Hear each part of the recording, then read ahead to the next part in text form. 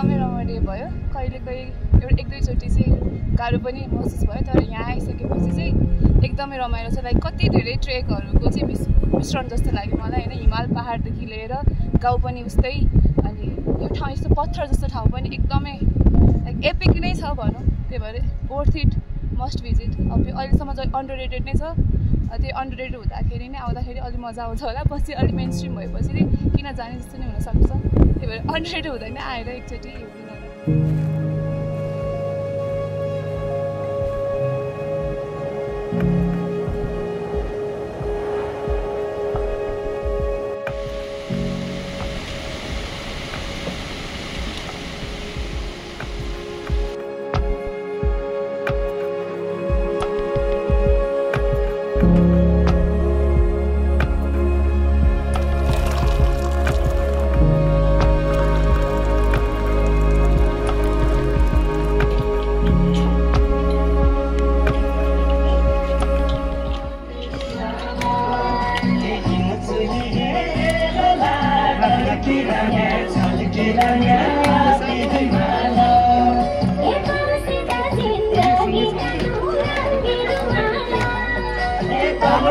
जिंदगी का रंगी रुमाला।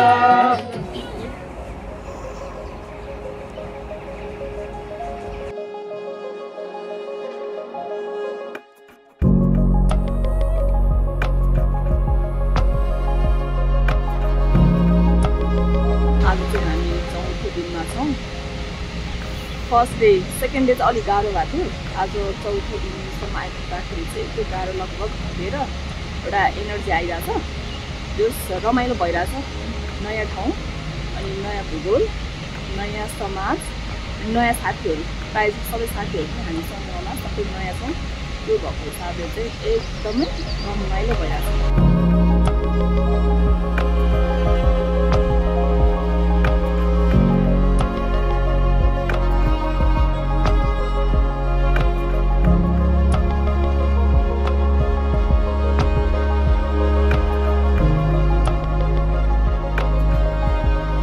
अहिलेसम्म एकदम जोसिलो, मैले एकदम उसँग नै यात्रा गरेर चाहिँ एकदम इन्जोय पनि गरेको छु।